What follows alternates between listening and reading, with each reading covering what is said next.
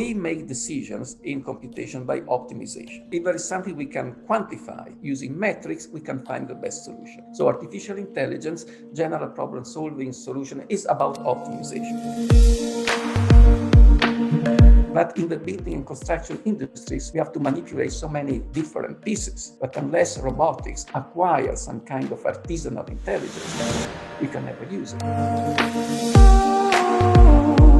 If you train a human worker, the standardization of artisanal gesture through the repetition of identical motions actually produces efficiency.